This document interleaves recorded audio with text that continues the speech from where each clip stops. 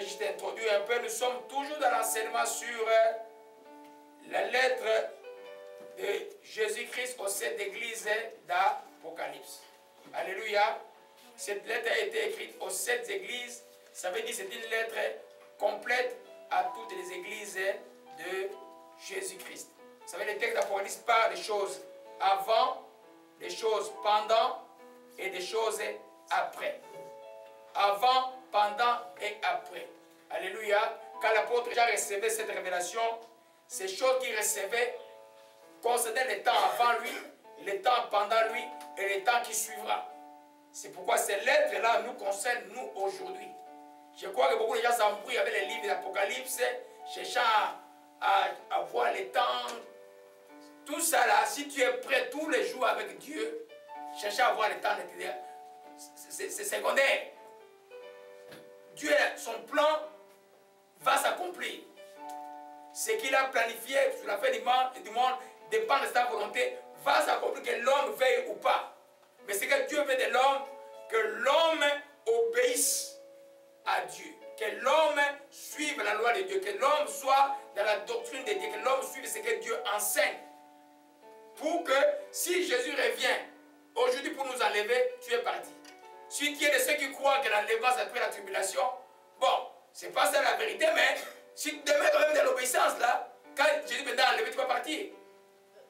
Parce que la condition pour laquelle que Jésus va trouver les gens, c'est de trouver prêt. Prêt, ça veut dire que ton cœur, ton esprit, ton âme et ton corps totalement à Dieu. Alléluia. Alors nous devons comprendre ça, c'est extrêmement important. Le Seigneur est vivant. Alors, Okoshima la Kamara Sakaya. Alors, c'est pourquoi ces lettres-là, comme nous avons vu depuis 10 dimanches, montrent que chacun d'entre nous, soit comme église, soit comme individu, deux fois tu vas te trouver dans une condition de ces lettres, mais il faut réagir selon les conseils qui sont, selon les mains que Dieu a mis dans ces lettres-là. Chaque lettre, chaque église a un main.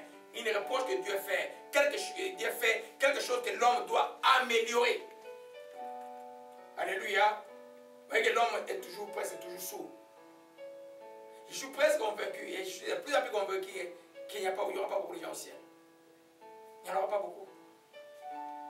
Parce que les gens, des fois, prennent la chrétienté. La chrétienté, ce n'est pas une culture. La chrétienté, c'est une vie qui soit conforme à la volonté de Dieu. À l'église d'Éphèse, une église qui marchait bien. Ils avaient l'activité. Il leur manquait une seule chose, le premier amour. Ils ont perdu la flamme de Dieu qu'ils avaient au départ. On a vu que Dieu, il n'y a pas un moment qu'il va te comprendre. Parce que tu es persécuté, parce que tu es attaqué, que tu réagisses mal. Nous avons vu ça avec l'église de Smyrne. Ils étaient dans les tribulations. Dieu a annoncé même une tribulation de 10 jours. Mais Dieu ne pouvait pas tolérer qu'il marche en dehors de sa volonté. Alléluia. Après l'église de Smyrne, nous avons vu l'église de Pergame. C'est là où il y avait le trône de Satan à Pergame. Mais c'est une église qui était vraiment dans la persécution. Nous avons vu qu'Antipas, le premier évêque de cette église-là, a été brûlé vif dans un taureau de rein. Qu'est-ce qui s'est passé? Brûlé vif dans un taureau de rein. Alléluia. Nous voyons là que comme Shikamarondo Koshikama Koshike, comme Shikamaro Koshikama Lakaya, Koshima la Kobarakaya, Koshima Hondo, Ando Shike, Koshima la Kamundo Sokoshia, Koshima Gomaradaka Shikamalakaya, Koshima la Hokaman, Kamuanzambe, Koroshikama la Kabata Sakaya, Koshima la Komarasaka Shikamakaya, Koshima la Korabashikamalakaya. Alléluia, alléluia. Alléluia. Oh mon Shikamarotoshi.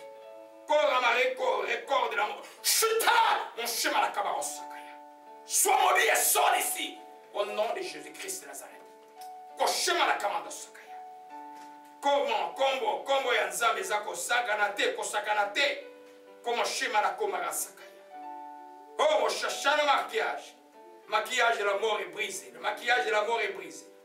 Oh, ma chikamera moko, ma chikamarakaya. Alléluia. Donc, à cette église, le trône de Satan était là. Satan régnait là-bas. Et Dieu demande à cette église de se détacher des deux doctrines. La doctrine de Balaam et la doctrine de Nicolaïte. Des doctrines qui ne devaient plus être là. Alléluia. Ces doctrines, qu'est-ce qu'ils faisaient? Ils enseignaient autre chose que ce que les apôtres enseignaient. Alléluia. Ces gens, et ils enseignaient aux gens de manger des viandes sacrifiées aux idoles, et pour que les gens puissent se livrer à l'impudicité. Alléluia. On a vu que Dieu demandait à cette église de faire attention. Malgré ta souffrance, Dieu ne peut pas comprendre, même si tu souffres, que tu ailles vers le mal. Le mal a toujours un prix. Ceux qui font le mal périront. Périront d'une manière ou d'une autre. Le mal a un prix. La troisième chose, nous avons vu depuis 4 dimanches, c'est l'église de Thyatire. L'église de Thyatire, c'est une église fidèle, une église qui marchait bien, qui avait la foi, dont la service était fidèle. C'est une église totalement en croissance, une église qui marchait bien. Qu'on peut dire une église modèle aujourd'hui. Mais Dieu a reproché à cette église de tolérer l'esprit de Jézabel dans la vie d'une femme. Et parce qu'ils ont toléré cet esprit, ce qui fait que Dieu a dit simplement qu'il a demandé à Jézabel de se repentir. Il a parlé, il dit, se repente, quel que soit le mal qui t'habite, la repentance est le chemin de la vie. La repentance, c'est une bénédiction. La repentance, c'est un chemin que Dieu trace pour les enfants de Dieu pour qu'ils puissent recevoir la vie. Il n'y a personne dans la chrétienté qui n'est pas passé par la repentance. Quel que soit le mal, quelle que soit la propriété du mal, tu dois pouvoir passer par la repentance. La repentance veut dire que tu changes totalement de vie. Alléluia. Et on a vu aussi que dimanche passé, nous avons commencé la série que nous allons entamer aujourd'hui. Alors dans notre Bible maintenant, dans Apocalypse 2, verset 25. Apocalypse 2, verset 25. Nous lisons la parole du Seigneur. Seulement ce que vous avez, retenez-le jusqu'à ce que je vienne. Seulement ce que vous avez, retenez-le jusqu'à ce que je vienne. Alléluia. Alors, on a vu la série des 4 règles spirituelles que j'ai enseignées. Comment tu fais pour retenir ce que tu as? La première chose que nous avons vu, c'était quoi? Connaître ce que tu as. Il y en a qui ne connaissent même pas ce qu'ils ont. Il y en a qui ont quelque chose qu'ils ignorent qu'ils ont. La première chose comme enfant de Dieu, tu dois pouvoir reconnaître qu'est-ce que Dieu t'a donné. Quelle grâce Dieu t'a fait. Et la deuxième chose, c'est simplement de pouvoir valoriser la chose. Si tu ne valorises pas la chose ne restera pas. Si tu n'aimes pas la chose ne restera pas. Si tu ne valorises pas le fait d'être chrétien, tu ne t'aimeras pas chrétien. Si tu ne valorises pas que Jésus en toi était tellement important, ce n'est pas ta priorité, tu ne termineras pas chrétien. Tu peux faire monter les sangs, tu ne termineras pas chrétien. Tu dois pouvoir valoriser la parole de Dieu, valoriser ce que Dieu te donne pour pouvoir les garder. La troisième chose, nous avons vu, il faut veiller que l'ennemi ne te vole pas. Et la quatrième chose, finalement, nous avons terminé, qui disait simplement, et il faut savoir l'utiliser. On a vu dimanche passé par rapport à l'amour. Je ne vais pas revenir encore sur ça là. C'est malheureux que j'ai enseigné il n'y a pas une semaine sur l'amour, mais la révélation que Dieu me donne, les cœurs des gens sont toujours pourris. Mais vous ne comprenez pas, ou quoi? 1 Corinthiens chapitre 13, allez les méditer, lisez-les tout le temps. Amen. Dans le cœur, s'il y a l'impatience, il n'y a pas d'amour. Dans le cœur, s'il n'y a pas de bonté, il n'y a pas d'amour. Dans le cœur, s'il y a l'orgueil, il n'y a pas d'amour. Dans le cœur, s'il y a l'irritation, il n'y a pas d'amour. Dans le cœur, s'il y a la malhonnêteté, il n'y a pas d'amour. Dans le cœur, s'il n'y a pas, on cherche son propre intérêt, il n'y a pas d'amour. Dans le cœur, s'il y a les soupçons, il n'y a pas d'amour. Dans le cœur, s'il y a l'injustice, il n'y a pas d'amour. Alléluia. C'est ce que nous avons enseigné dimanche passé. Alors, ces choses-là, je ne veux plus revenir sur ça. Retournons dans l'Apocalypse chapitre 2, au verset maintenant, au Kondamarata caché. Au verset 19, Apocalypse chapitre 2. Gloire à Jésus-Christ, que son nom soit béni. Au verset 19, Dieu dit à l'église de Thyatire, ou à toi ou à moi aujourd'hui, je connais tes œuvres, ton amour on a vu, ta foi, ton fidèle service, ta constantité, tes nez sont plus nombreux que la personne, les plus nombreuses que plutôt les premières. Nous voyons aujourd'hui la foi. Amen. Comment tu fais pour retenir ta foi? La foi est l'élément central de la vie chrétienne. Beaucoup de failles aujourd'hui parce qu'il manque la foi. Alléluia. Si tu ne comprends pas ce qu'est la foi, tu ne vas pas avoir la foi. Alléluia. Quand on parle de foi, je vais juste beaucoup de choses que l'Esprit m'a enseigné hier, c'est pourquoi je dis que les absents vont avoir tort aujourd'hui. Quand on parle de la foi, quand Dieu dit ici à Thyatire, il dit, ce que vous avez retenu, mettons à la place de retenir la foi.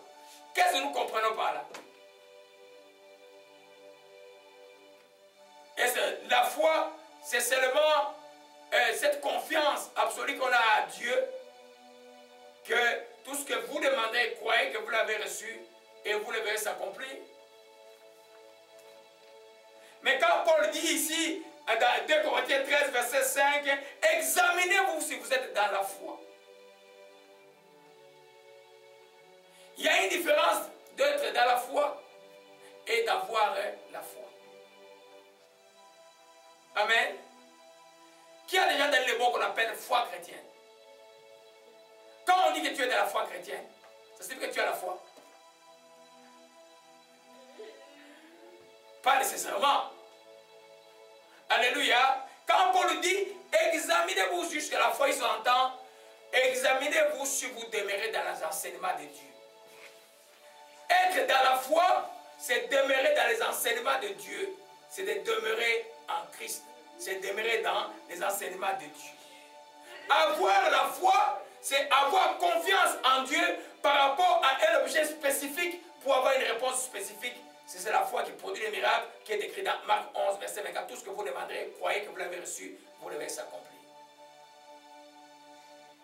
Le premier, c'est notre vie totale, la vie chrétienne, où quand on dit que tu es chrétien, ça signifie que tu marches selon la doctrine chrétienne. C'est ce qu'on appelle la foi doctrinaire. Les deux sont importants. La doctrine chrétienne est très importante. Si tu ne comprends pas très bien la doctrine chrétienne, qu'est-ce qui est enseigné par rapport au salut? Qu'est-ce qui est enseigné par rapport au baptême? Qu'est-ce qui est enseigné par rapport au baptême Saint-Esprit? Qu'est-ce qui est enseigné par rapport au don? Qu'est-ce qui est enseigné par rapport à l'amour du prochain? Je vous dis que tu ne peux pas avoir la foi, on appelle la foi, j'ai nommé la foi spécifique ou la foi substantielle de Hébreux 11, verset 1. Vous voyez les gens qui sont dans les sectes comme les témoins de Jéhovah. Est-ce qu'ils prient pour les malades? Non. Parce que déjà, leur foi doctrinaire est mauvaise. L'enseignement que Jésus enseigne sur la guérison, sur toutes ces choses-là, est déjà mauvaise. Si elle est mauvaise, tu ne peux pas avoir l'aspect spécifique qui démontre que Jésus est avec toi. Alléluia. Les apôtres suivaient l'enseignement de Jésus tout le temps. Parce qu'ils avaient la foi. Ils sont arrivés devant l'enfant du lunatique. Ils n'ont pas pu guérir l'enfant lunatique. Ils croyaient en Dieu. Ils avaient la foi doctrinaire. Ils étaient dans l'élément primaire de la foi chrétienne. C'est à eux qu'ont été donnés les oracles de Dieu à ce temps-là. Mais par rapport, comme ils n'étaient pas encore mûrs spirituellement, ils ne pouvaient pas exercer la foi pour chanter la foi passée. Jésus a ajouté notre enseignement que cet esprit-là ne part que par la jeûne et la prière. C'est pourquoi l'enseignement chrétien est extrêmement important. Tu dois pouvoir t'examiner. Si on t'enseigne par exemple que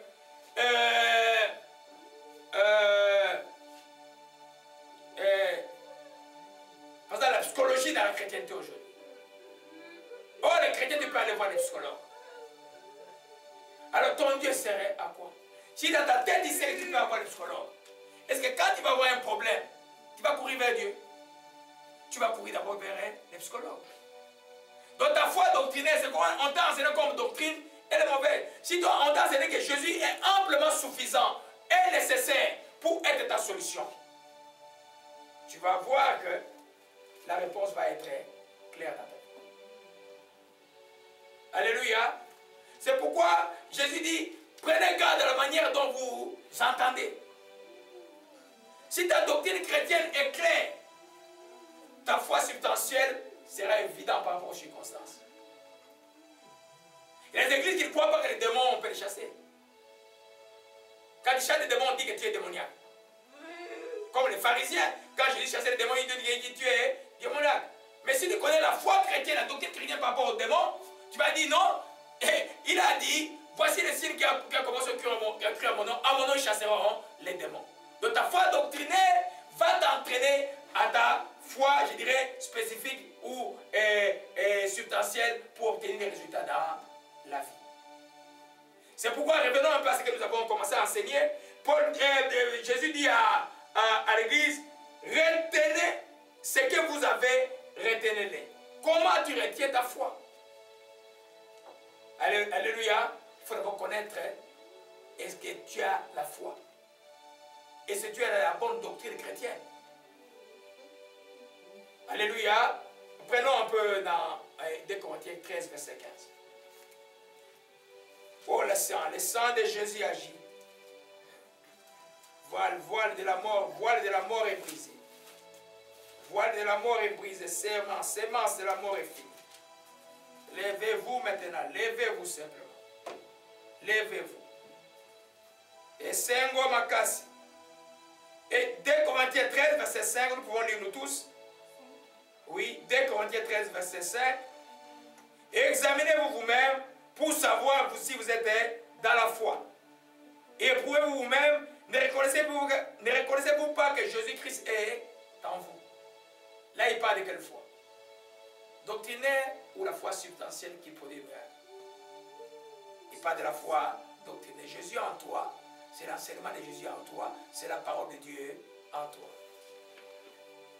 Alléluia. Voilà au verset 7, il dit, cependant nous prions Dieu que vous ne fassiez rien de mal, non pour paraître approuvé, mais afin que vous pratiquiez ce qui est bien, que nous soyons réprouvés.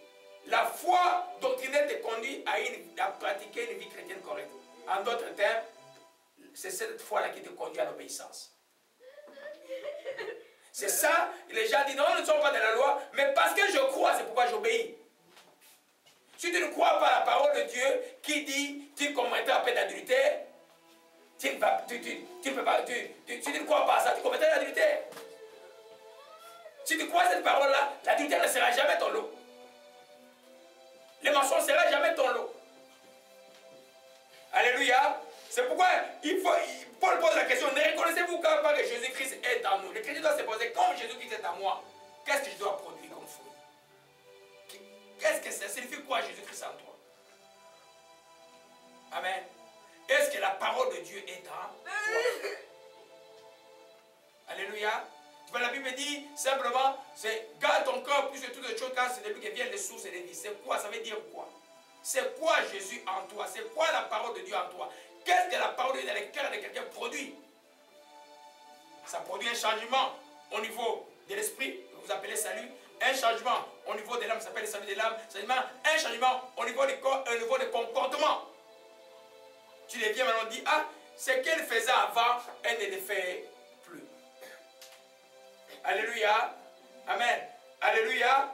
Gloire à Jésus-Christ. Je ne vais pas trop entrer à proposer. Il y a plein de choses que je crois que ça va être un livre que l'Esprit m'a écrit. Je vais vous donner quelques éléments parce que je voulais vite terminer avec Cathy et puis on va revenir sur un autre enseignement. Alléluia. Donc tu dois t'examiner sur Dieu dans la foi. Est-ce que ce que Jésus enseigne, tu l'appliques? Amen. Tu ne peux pas appliquer la parole de Dieu si tu n'as pas foi à la parole de Dieu. Mais c'est parce que je vois à la parole de Dieu que j'applique. Je ne tue pas, je ne vole pas, je ne mens pas. C'est parce que je vois la parole de Dieu. Montre-moi quelqu'un qui est incrédule. Je vous montre quelqu'un qui est désobéissant. Il y a un lien étroit. Amen. Parce que toute la vie chrétienne commence par la foi. Ton premier élément des fois c'est je crois que Jésus-Christ de Nazareth est venu en chair et en sang, qu'il est mort, qu'il est ressuscité, je le reçois comme Seigneur et Sauveur. Tu le fais pareil, la vie chrétienne commence par la foi. Et quand tu commences à étudier les éléments de la vie chrétienne, tu vas toujours les recevoir par la foi pour que cela produise une vie qui plaît à Dieu. Donc quand on parle d'obéissance, aujourd'hui là, c'est différent de l'obéissance de l'Ancien Testament. C'est toute obéissance qui procède de la foi. Parce que j'ai cru, j'ai agi. Alléluia. On va voir ça. Jacques dit, la foi sans les œuvres est morte. Alléluia. Gloire à Jésus-Christ. Oh mon chica maladie. Maladie de la mort est passée aujourd'hui. La maladie de la mort est passée, le temps de la paix. Le temps de la paix est là. Alléluia. Amen. Ça c'est la foi doctrinaire. Nous entrons maintenant à la foi pratique ou la foi substantielle de Hébreux 11 verset 1. Est-ce que tu marches de la foi? Quand on dit marcher par la foi, alors dans Hébreux 11, Hébreux 11, élevez Jésus-Christ, élevons Jésus-Christ. Oh Chica, élevons Jésus-Christ. Alléluia. Élevons Jésus-Christ. Hébreux 11. Or la foi est une ferme assurance des choses qu'on espère, une démonstration de celles qu'on ne voit pas. La foi, c'est une ferme assurance des choses qu'on espère, une démonstration des choses qu'on ne voit pas. En d'autres termes, la foi est une... Oh mon chic. Mettre sa foi en Dieu, c'est être sûr de ce qu'on espère, c'est être convaincu de la réalité qu'on ne voit pas. Mettre sa foi en Dieu, c'est être sûr de ce qu'on espère, c'est être convaincu de la réalité qu'on ne voit pas. Amen. Remettons encore, mettre sa foi en Dieu, c'est être sûr de ce qu'on espère, c'est être convaincu de la réalité qu'on ne voit pas. En d'autres termes, nous vivons comme chrétiens par les promesses. Alléluia. Trop de promesses, s'il vous plaît. Nous vivons comme chrétiens par les promesses. Alléluia. Si j'ai une promesse par rapport à la guérison, je marcherai selon cette promesse. C'est-à-dire que je vais d'abord recevoir cette promesse que je suis guéri et je vais me comporter comme quelqu'un qui est guéri. Si j'ai une promesse par rapport à la provision, je vais marcher comme quelqu'un qui a déjà reçu et puis je vais te calmer parce que la provision sera là. Si je reçois une promesse par rapport à la protection, quelles que soient les attaques du diable, que la nuit c'était une nuit infernale pour moi. J'étais chaque 5 minutes, attaque sur attaque. Il y avait eu des attaques de toutes sortes, j'ai vu cette nuit-là. Amen. C'est par la foi que je suis ici. Alléluia. Parce que quand je me suis réveillé par exemple pour aller prier pour Déborah, avec une vision bizarre, je voyais dans la chambre de l'enfant. J'ai prié avec foi. Et j'ai dit que cela n'arrivera pas au nom de Jésus-Christ de Nazareth. Alléluia. Quand il demande, par exemple, quand il prenait le psaume 91, il dit, celui qui demeure sur l'abri du terreau repose à l'homme tout-puissant. Je dis, éternel, mon refuge, ma forteresse. Tu dois croire qu'il est vraiment ton refuge et ta forteresse. Et tu verras effectivement dans ta vie qu'aucun malheur n'est pas arrivé. Et tu vis comme ça, jusqu'à quand on vivra comme ça, jusqu'à ce qu'on va mourir.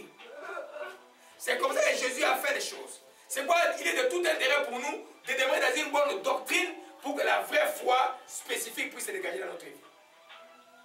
Je vous dis, tous les sectes chrétiens là, la plupart ne croient pas au miracle. Vous allez même Branham qui était quelqu'un qui avait des grands serviteurs de Dieu, ceux qui l'ont suivi, ils sont entrés dans l'hérésie, ils croient même plus au miracle. Ils croient plus aux médecins et aux autres gens.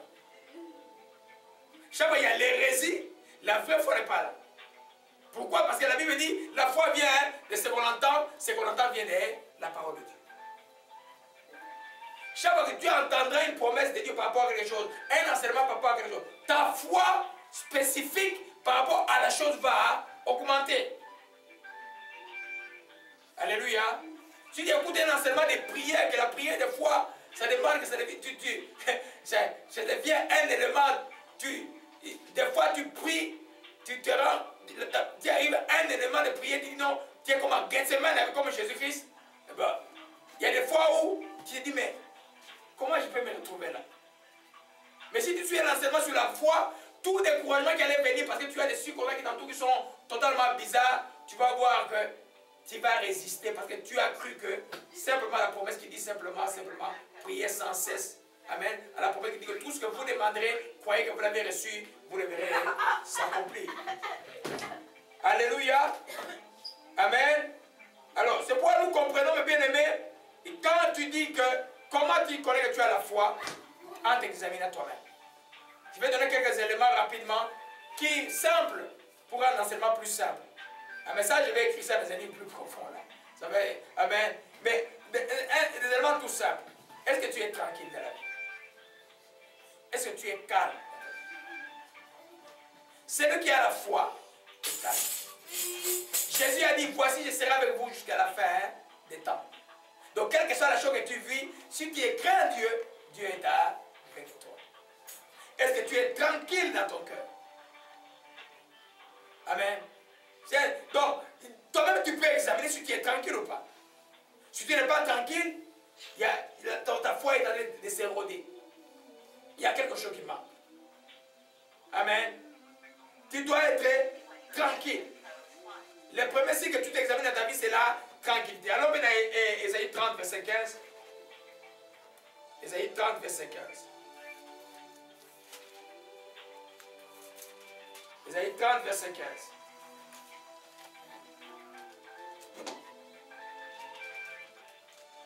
Car ainsi a parlé le Seigneur l'Éternel, le Saint d'Israël. C'est dans la tranquillité et le repos que sera votre salut. C'est dans le calme et la confiance que sera votre force. Dans la tranquillité et le repos que sera votre salut. C'est dans le calme et la confiance que sera votre force. Alléluia. Dans la tranquillité et le repos. Le salut là, ça veut dire la délivrance, ça veut dire tout ce qui concerne le salut. Amen. C'est dans la tranquillité et le repos. Quand tu es tranquille, tu es sûr de toi que ton Dieu va agir. Tu es sûr de toi que les circonstances vont tourner à ton avantage. Tu es sûr de toi que les choses vont aller mieux. Alléluia. C'est pourquoi tu peux voir quelqu'un quand tu es en counseling, quelqu'un vient te voir, tu le regardes, tu peux savoir, regarde juste la personne, tu peux savoir si la personne est dans la foi ou pas, si la personne est tranquille ou n'est pas tranquille. Alléluia. Quand le cœur est troublé, est-ce qu'on est dans la tranquillité? Non. Quand le cœur est troublé, on n'est pas dans la foi. Alléluia. Amen. La dernière chose que tu regardes, tu vas t'examiner dans ta vie pour savoir si tu es dans la foi. Est-ce que tu as de l'assurance? Amen. L'assurance, c'est comme une tranquillité extérieure. Quand les gens te voient, tu inspires confiance, tu es calme d'esprit. Tu es une personne assurée. Celui qui a de l'assurance, c'est une personne qui rassure. Alléluia. Retournons à Hébreux 11. Rapidement, je voulais vite aller avec ça là. Hébreux 11. Amen. Dans la version de Louis II, il est écrit: or la foi est une ferme assurance des choses qu'on espère. Amen. Une ferme assurance. Je peux dire une double assurance. Alléluia. Des choses qu'on espère. Une démonstration de choses qu'on ne voit pas. Alléluia. Celui qui a de l'assurance inspire confiance. Celui qui a de l'assurance est en paix. Alléluia. Gloire à Jésus-Christ. Que ton nom soit béni. Gloire à toi. Que ton nom soit exalté. Gloire à toi. Que ton nom soit béni. Gloire à toi. Que ton nom soit exalté. Gloire à toi. Que ton nom soit béni. Oh mon Shikamalekei. Les trois éléments que tu examines, est-ce que tu as la paix? Quand on n'a pas la paix, on a la peur. On a les troubles. Quand on n'a pas la paix, il n'y a pas de foi. On est dans les problèmes. Alléluia. Ne faites pas l'effort pour avoir la paix. Pour avoir la paix. Elle doit être là comme un état dans ton cœur. Souvent quand nous avons des problèmes, Dieu montre un chemin dans Philippiens chapitre 4. Il dit, ne vous inquiétez de rien. En toutes choses, faites connaître à Dieu par vos problèmes par des prières, des supplications et des actions de grâce. Et la paix qui surpasse toute intelligence gardera vos cœurs et vos pensées en Jésus-Christ. C'est-à-dire que quand tu as prié, quand tu as demandé à Dieu, quand tu as reçu, là tu as la paix dans les cœurs. Cet exercice, beaucoup de chrétiens n'arrivent pas encore à la faire. Que Jésus a dit, croyez d'abord et vous verrez. Croyez d'abord et vous verrez après. Tout ce que vous demanderez, croyez que vous l'avez reçu et vous le verrez s'accomplir. Quand tu as reçu, dans ton cœur, il y a la paix. Alléluia. Et la paix dans le cœur est extrêmement importante.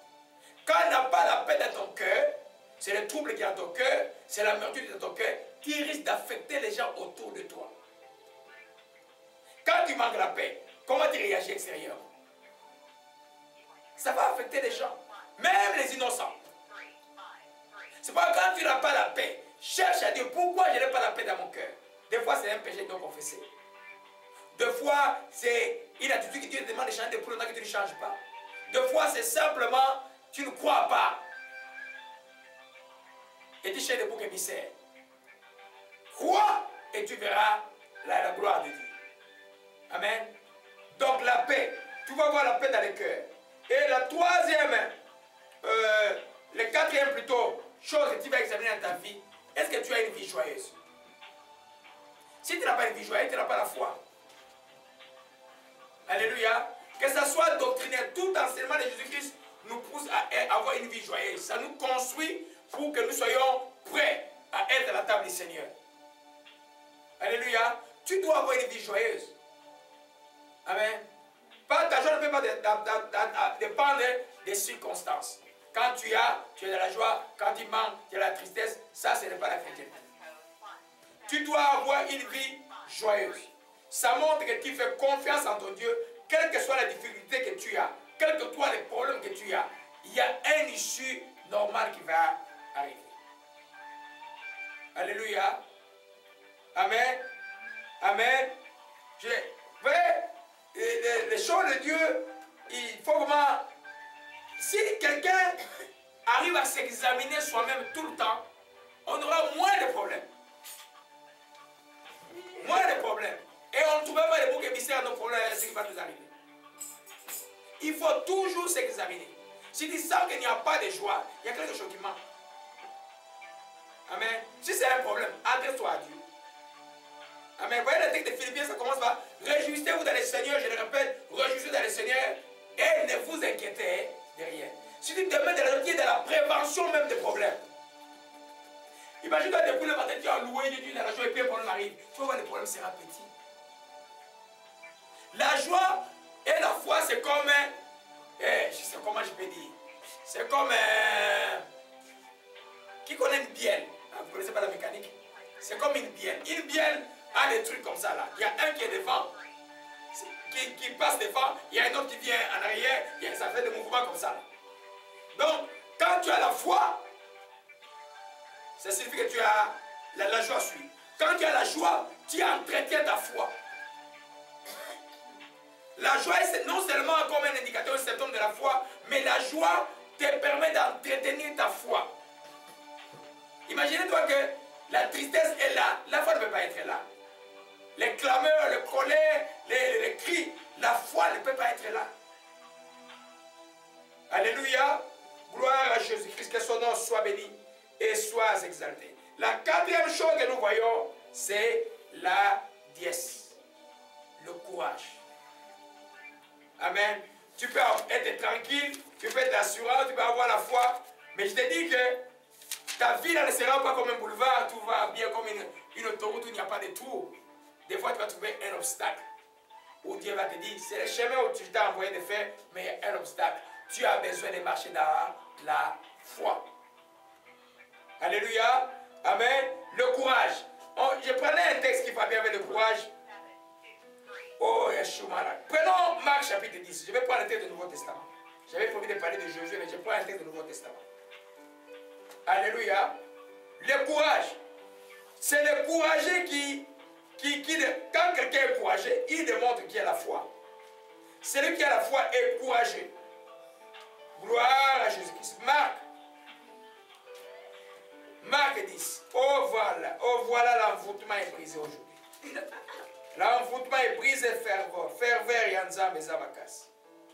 Le temps de la paix, offrande de Dieu. Oh Mashika Maratai.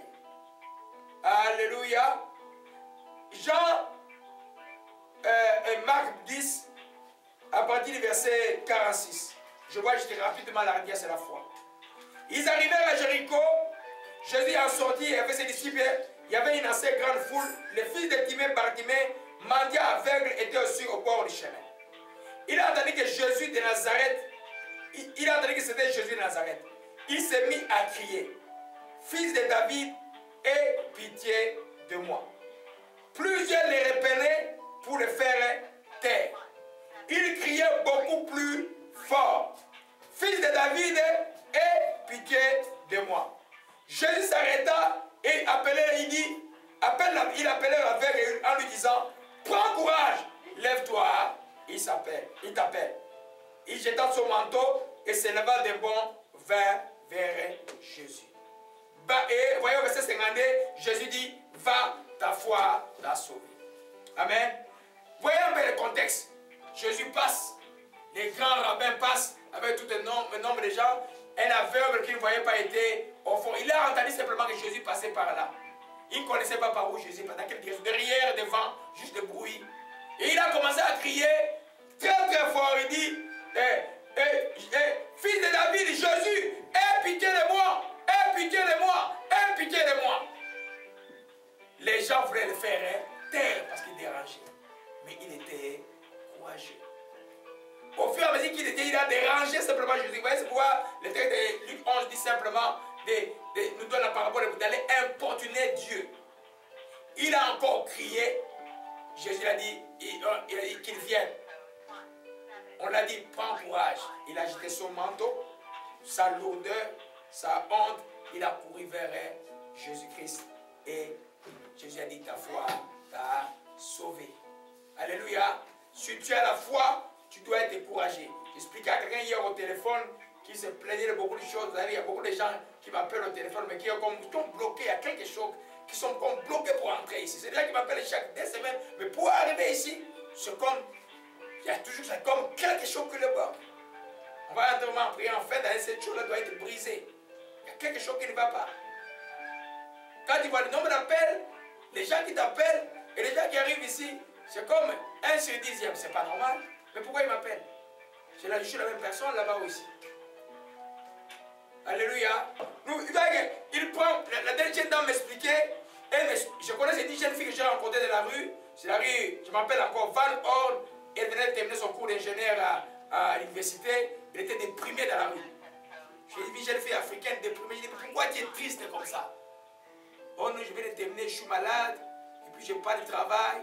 Et tout ça. J'ai dit, ok. Je venais de la prière. J'ai dit, je vais prier pour toi. Croisement Van Horn et Winterton, au coin là.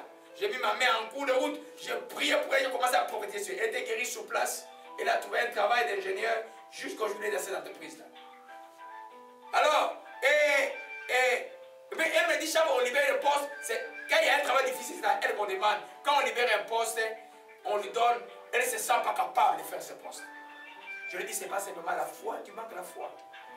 Tu viens voir ton papa Laurent comme tu veux voir un féticheur. Il faut arrêter de voir, il faut que tu plonges dans la parole de Dieu. Il faut que tu comprennes c'est qui tu es en Jésus-Christ. Parce que tu es capable de faire ce travail-là. Pourquoi quand il y a un travail difficile, quelqu'un t'a renvoyé, un poste, un supérieur renvoyé, c'est elle qui remplace. Mais quand il faut prendre le poste, on donne à quelqu'un d'autre. Alléluia. C'est pas quand j'ai enseigné hier soir à la maison, au téléphone. Si tu manques le courage, tu risques de ne pas avoir plein de choses dans la vie.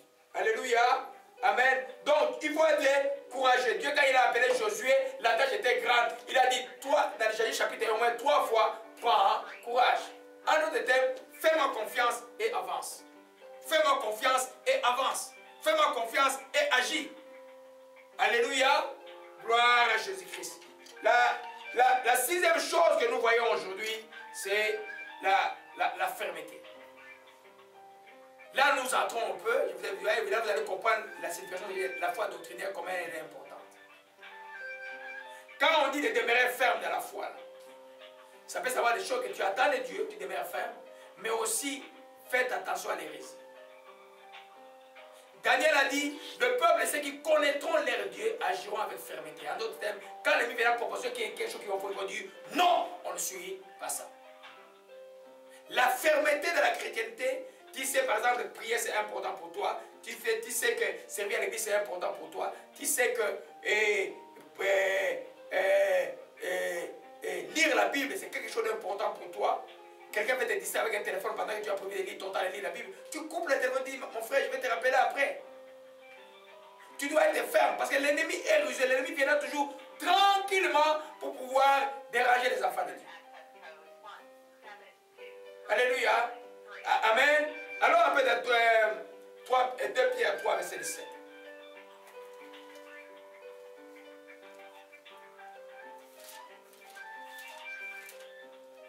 Oh, gloire à Jésus-Christ. 2 Pierre 3, verset 17, on va aller rapidement. Nous voyons, si tu n'es pas ferme, tu n'as pas la foi. Toi, jamais quelqu'un te donne une doctrine, tu suis. Quelqu'un te dit, tu suis. Donc tu n'as même pas, tu ne connais même pas c'est la foi chrétienne. Alléluia. Tu dois demeurer ferme.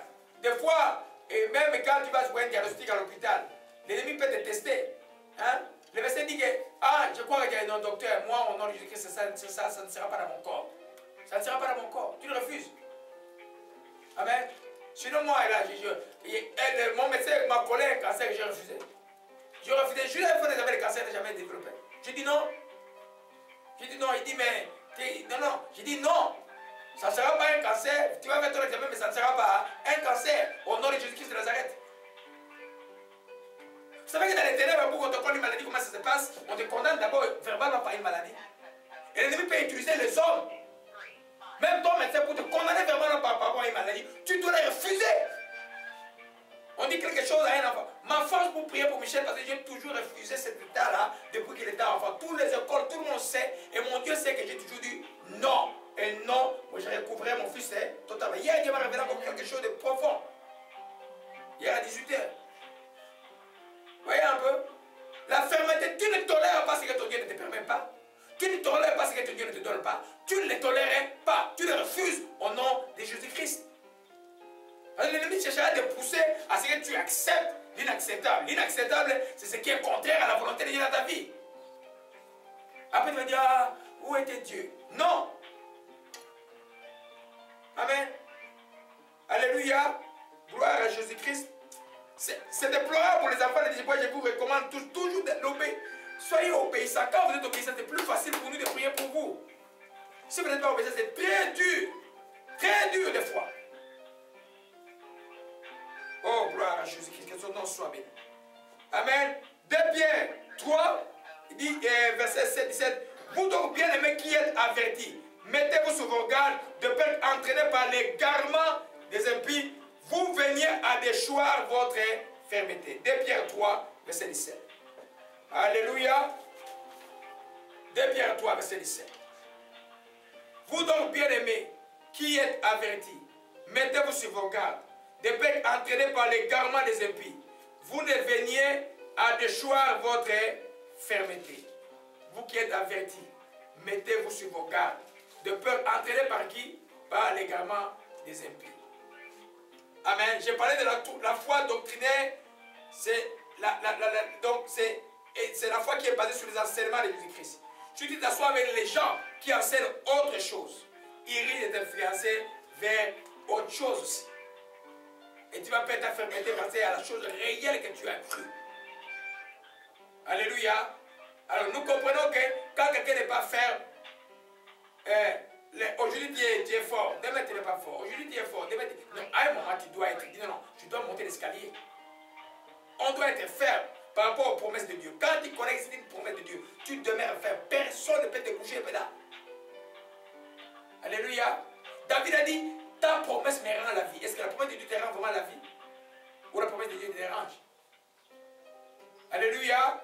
Gloire à Jésus-Christ, que son nom soit béni et soit exalté regarde maintenant. Regarde la folie est finie aujourd'hui. La folie est finie, l'esprit de la folie est fini. L'esprit de la folie est fini aujourd'hui. Oh Marachika Marikaï. Alors c'est les éléments que tu regardes, Le cinquième élément, c'est la productivité. Quand tu as la foi, tu dois être productif. En d'autres termes, que les actions de la foi doivent se voir. Alléluia. Parce que quand tu vis par la foi, notre père de la foi s'appelle qui? Abraham. Sa vie était une vie de succès. Tu dois être productif. Amen. Parce que c'est Dieu qui travaille en toi. Les obstacles, c'est lui qui les a planis. Toi, il te demande simplement de quoi? Tu dois être productif. C'est pas ta foi doit être une véritable foi pour être productif. Mais comment tu peux avoir une véritable foi productive si ta doctrine chrétienne n'est pas bonne, ne tient pas? Alléluia. Alléluia. Et alors, on fait le psaume 1. Le psaume 1. Le psaume 1. Et c'est un gomaka, c'est Zalia. Sors de la mort et brisé. Sors de la mort et brisé. Les sans Eli au Kozala. La moquerie est finie. La moquerie est finie. L'esprit de la moquerie est fini. Les thèses de la sorcellerie sont finies aujourd'hui. Alléluia. Et l'homme qui ne marche pas selon le conseil des méchants, qui ne s'arrête pas sur la voie des pécheurs, qui ne s'assied pas en compagnie de mon cœur, mais qui trouve son plaisir dans la loi de l'Éternel, qui la médite jour et nuit. Il est comme un arbre planté près d'un courant d'eau, qui donne son fruit à sa saison, dont le feuillage de fleurit fait, tout ce qu'il fait lui réussit. Amen. Quand tu es attaché à la parole de Dieu, que tu lis la parole de Dieu tous les jours, qu'est-ce qui va se produire dans ton cœur? Tu vas avoir la foi. Alléluia. Il est comme un arbre planté près d'un courant d'eau, qui donne son fruit à sa saison, dont le feuillage de fleurit fait, tout ce qu'il fait lui réussit. Qui est celui-là? Celui qui trouve plaisir dans la loi de l'Éternel, qui la médite jour et nuit. Amen.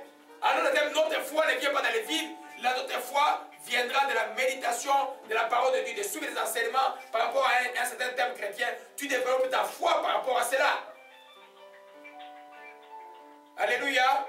Amen. Nous sommes dans les derniers temps où la foi, de plus en plus se refroidit. Donc nous devons comprendre que si je ne vois pas beaucoup de productivité dans ma vie, je dois examiner aussi la portion de ma foi. Est-ce que j'ai vraiment la foi? Alléluia.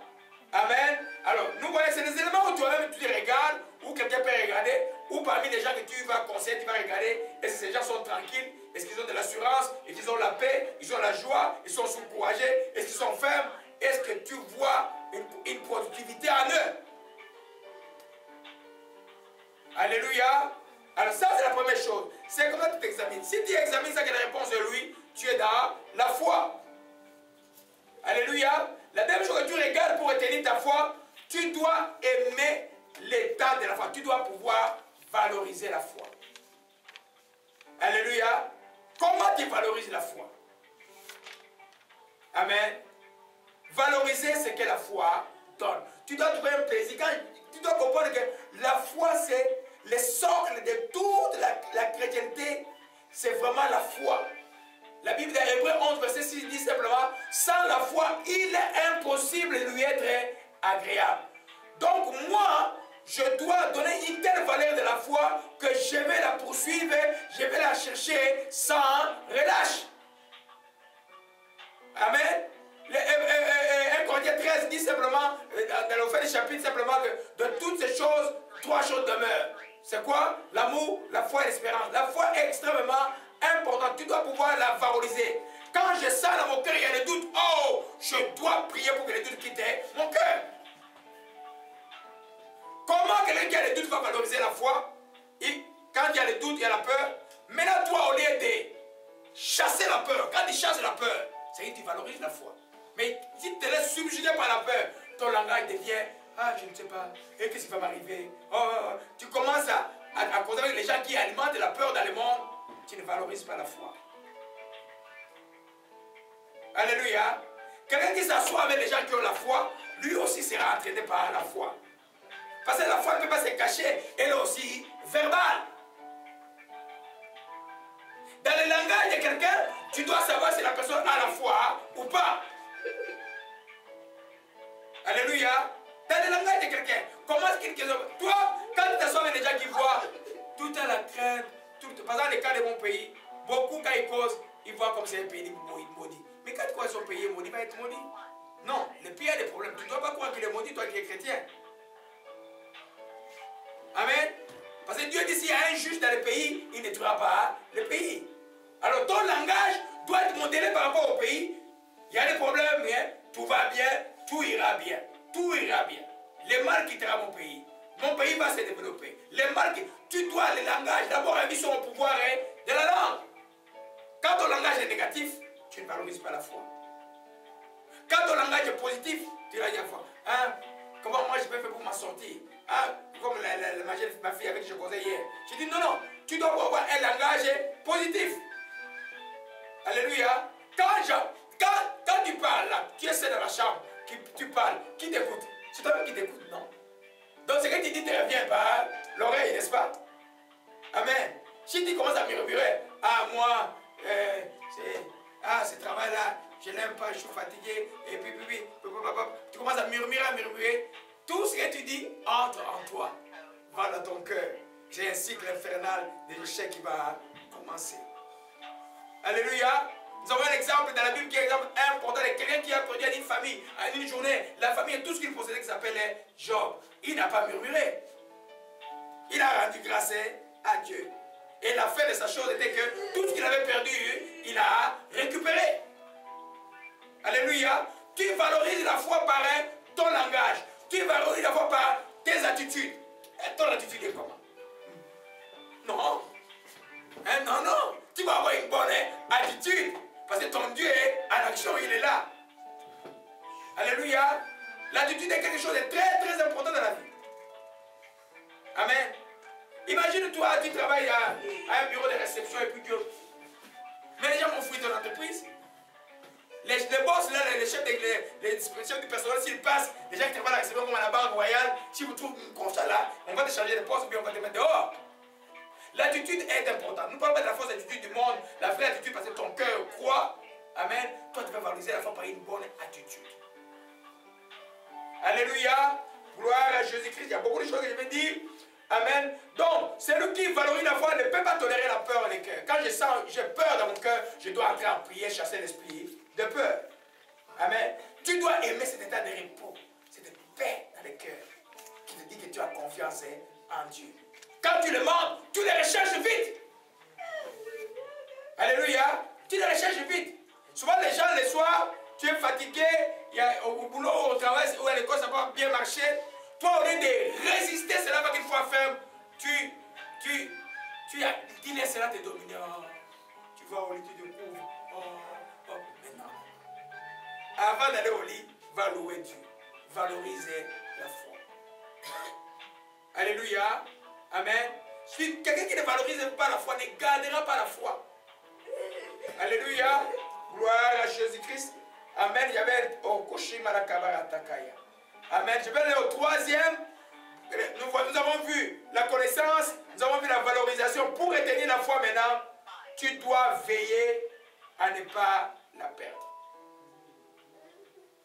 Amen. Alors avec le texte de Timothée, je vais vous montrer quelque chose. Gloire à Jésus-Christ, c'est le silence, les sirènes de nuit sont brisées. Les sirènes de nuit sont brisées aujourd'hui. Les sirènes de nuit sont brisées. La fausseté est finie. La fausseté est finie au surprise de Dieu.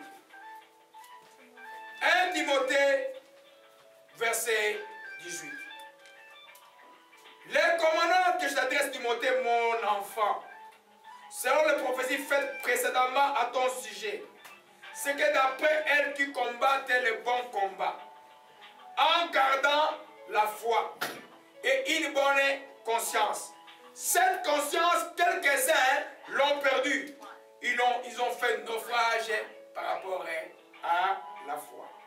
De ces nombres sont Hyménée et Alexandre, que j'ai livré à Satan avec qu'ils apprennent à ne pas blasphémer. Alléluia. Amen. Pour retenir ta foi, tu dois faire attention.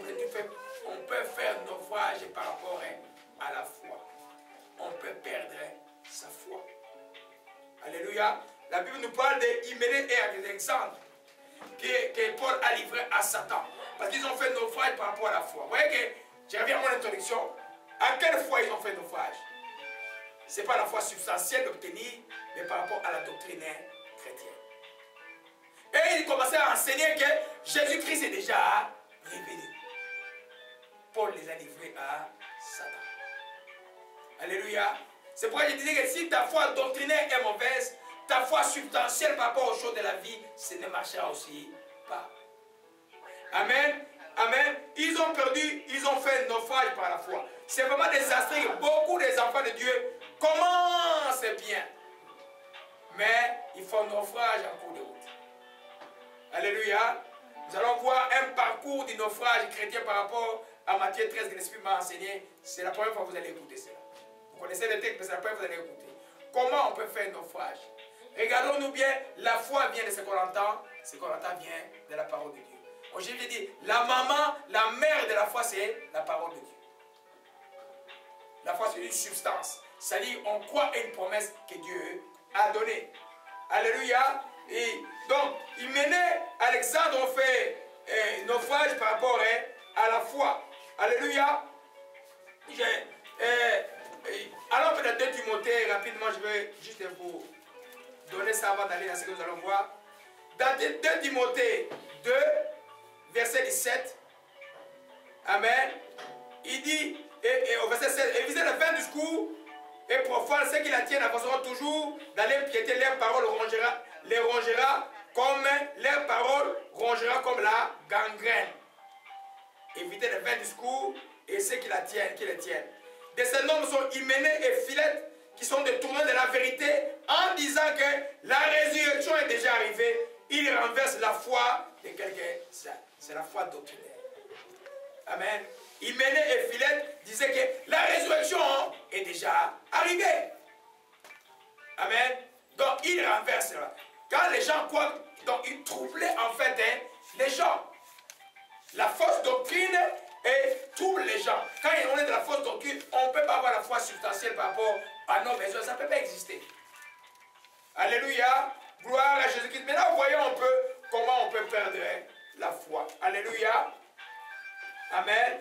Romains 10, verset 17 dit, la foi vient de ce qu'on entend vient de la parole de Dieu.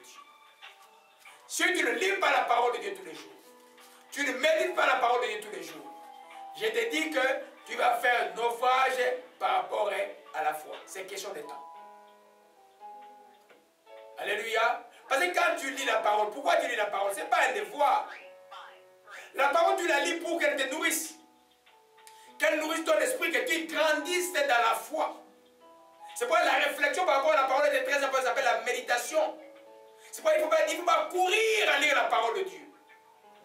Il faut la lire tranquillement. Tu prends les chapitres que tu as lus, tu les médites, tu les comprends, tu les intériorises en toi. Et tu les mets en pratique. Quand l'état de mettre en pratique sera là. La foi vient de ce qu'on entend vient de la parole de Dieu. Si j'enseigne sur la guérison aujourd'hui, vous allez avoir par rapport à la guérison. Comme j'enseigne sur la foi aujourd'hui, vous allez avoir la foi cette semaine. Quand vous venez, vous allez nous résister avec foi parce que nous enseignons sur la foi. Alléluia. Gloire à Jésus-Christ. Donc, si quelqu'un ne médite pas la parole de Dieu, il ne peut pas demeurer dans la foi. C'est pourquoi il faut avoir la bonne doctrine. Il y en a qui vont dire, oh, nous tous, les Saint-Esprit vont nous enseigner. Mais non. Mais non. Un bébé comprend tout. Pourquoi y a-t-il des dons, parmi les dons de Jésus, il y a des dons des docteurs, d'enseignants? Pourquoi dans l'Ancien Testament, il y avait des scribes? C'est pas. Le Saint-Esprit peut être là. C'est pour attester que ce que l'enseignant t'enseigne est correct. Il y a beaucoup de choses que tu ne comprendras pas, que celui que Dieu a qui Dieu a donné de l'enseignement comprendra. Alléluia. Il y a un mouvement dans les chrétiens qui se retirent dans des maisons, des toits. J'ai vu une de mes voisines qui venait d'entrer. Je dis, va à l'église. Non, on ne va pas à l'église. Nous, on a Jésus à la maison, on prie ses mains. Je dis, mais madame, oh, j'étais formé à une église à Québec, mais tu dois aller à l'église. Maintenant, elle commence à me fuir. Hein. Quand elle me voit, elle me fuit. Ça signifie qu'elle n'est plus de la foi. Maintenant, quand elle me voit, hein, elle me fuit. Je dis, et que le Seigneur te bénisse. Oh, mais madame, qu'est-ce qui se passe? Tu es arrêté dans l'image, tu peux parler de Jésus tout le temps. Parce que, vous comprenez, la foi, elle a une dimension communautaire. Tu ne peux pas la vivre, la foi en secret. Si tu comprends mal la parole, l'ennemi t'a eu. Question de temps, tu vas pleurer. Alléluia. Si nous avons maintenu la parole, parce que tu dis la parole, ton cœur doit être ouvert. Seigneur, sur mon cœur. Frappe-moi s'il faut me frapper par ta parole. Corrige-moi, c'est ta parole est la vie. Moi, je fais ce qui est de ta parole. Et puis tu lis avec un esprit et sans parti pris, neutre. Dieu va beaucoup t'enseigner. Il va t'éprouver, te dire, ah, là j'ai tort, là j'ai raison. Il va t'enseigner. Alléluia. Amen. Donc, la première chose, c'est quand on ne médite pas la parole, quand on n'écoute pas la parole, et continuellement, on risque de perdre sa foi, on risque de faire un naufrage par rapport à la foi. Alléluia. La deuxième chose, nous avons un ennemi. Il s'appelle qui? Satan.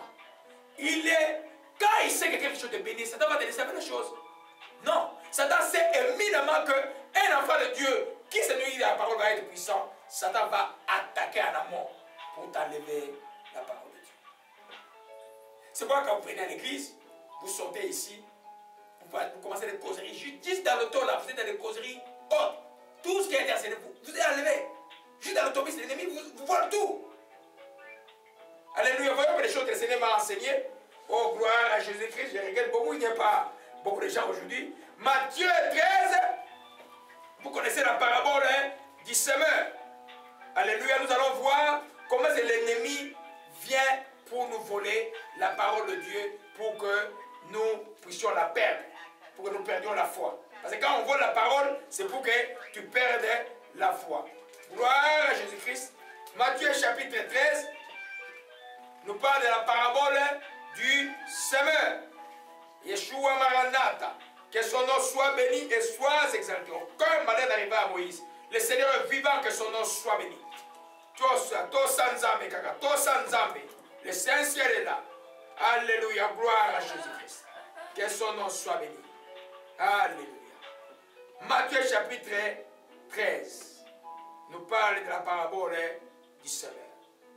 Amen. Un semeur, on va dire verset 4, je vais dire rapidement, pour s'aimer, comme il s'aimait une partie de la semence tomate le long du chemin des hommes du ciel vers les manger. Une deuxième partie tomate dans des endroits pierreux, nous disons pierreux, où il n'y avait pas beaucoup de terre, elle s'éleva aussitôt parce qu'elle ne trouva pas un seul profond.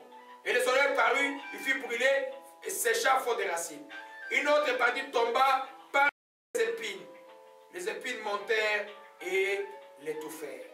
Une autre partie tomba dans une bonne terre, donnant des fruits, un grain 100, un grain 60, un grain 30. Que celui des oreilles entende, et pour entendre, entendre. Alléluia. Jésus nous parle, et quand il explique maintenant la parabole aux disciples en secret, il dit au verset 19, voyez le verset 19. Amen. Lorsqu'un homme écoute la parole du royaume, ne la comprend pas. Le malin vient, enlève ce qui a été semé dans son cœur. Cet homme est celui qui a reçu la sémence le long du chemin. Alléluia. C'est pourquoi la compréhension de la parole, et c'est pourquoi l'enseignement aussi est important. Vous voyez que je peux venir pour une chose 3, 4 fois, pour que quelqu'un comprenne, pour que nous comprenions. Amen. Et il dit qu'écoute la parole du royaume, elle ne la comprend pas, l'ennemi vient. Amen. Le manque de compréhension de la parole de Dieu donne une porte à l'ennemi de voler ça. C'est pourquoi l'église, ce n'est pas un lieu où il faut être distrait. Amen. Quand je vous dis, j'ai vu tout le monde qui retourne dans les sites, ils retrouvent les enseignements tout le temps, qu'ils soient là, qu'ils soient ici. Je les vois donc avancer d'une manière incroyable. Hein? Je ne vais plus citer les noms ici parce que je ne veux pas que on attend encore mes enfants qui sont loin. Amen. Tu vois, j'ai un exemple d'un frère aux États-Unis, mais Yeshua qui me disait hier, mais ça ne fait pas 2 ans que je l'ai amené en Christ. Mais comme il est tous les jours, c'est-à-dire le travail dur, il va au travail dur. Mais comme il est toujours dans les enseignements, tu vois en lui et la puissance et la compréhension. Ce qu'il reçoit, l'ennemi ne peut pas les voler. Amen. Quand il comprend bien la parole, l'ennemi ne peut pas te voler la parole. On revient encore à l'introduction. Quand tu es dans la bonne doctrine chrétienne, l'ennemi ne peut pas te voler. Dès la vraie foi chrétienne, l'ennemi ne peut pas te voler. Et regarde, il dit, quand il ne comprend pas, et puis le malin vient, il vole. Ça, c'est la première catégorie. C'est-à-dire que tu dois comprendre la parole de Dieu. Si tu as des questions à poser, pose des questions. Si tu ne comprends pas ce qu'on a enseigné, appelle, pose des questions. Parce que quand tu as compris, même à l'école, quand tu as compris quelque chose, tu vas échouer l'examen. Non. Amen. Il y en a qui bloquent, vous bloquez. Mais quand les profs maintenant changent la manière de poser les questions, ils demandent maintenant un texte, par exemple, où vous allez développer. Si tu as bloqué, tu ne peux pas réussir cet examen. Mais si tu as compris, même un texte, un examen à développement, tu vas le développer. Alléluia. C'est pourquoi la compréhension est très importante. Alléluia. Si tu ne comprends pas, tu te poses des questions. Ne restez pas avec une question biblique qui n'a pas de réponse dans ta vie. Tu dois pouvoir poser des questions pour la comprendre. Sinon l'ennemi va te voler. Combien de grandes églises ne croient pas que Jésus guérit encore? C'est de bonnes églises, bonne doctrine chrétienne. Mais quand on arrive à la guérison, ils ne veulent pas croire. L'ennemi a volé. L'ennemi a volé. Amen. Comment les grandes églises croient aujourd'hui? Et voyez aujourd'hui les taux de divorce dans l'église et aussi au niveau dans le monde. Pourquoi? Parce qu'ils sont mal enseignés. Ils ne savent pas que les chrétiens ne doivent pas divorcer, sauf pour une seule chose, d'adultère. Voyez un peu?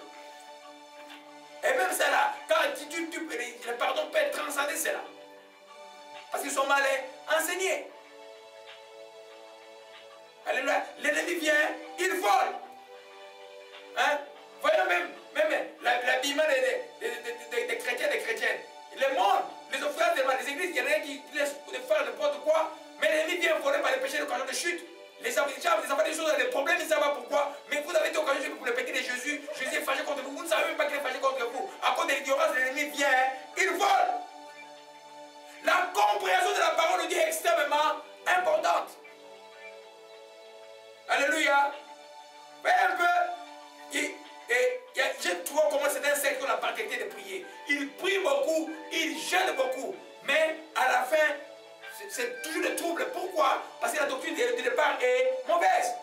L'exercice précède la connaissance de la parole de Dieu. La connaissance de la révélation de la parole de Dieu doit précéder l'exercice, ou même le don. Alléluia. Amen. C'est vraiment important que nous comprenions cela bien aimé. Ça, c'est la première catégorie.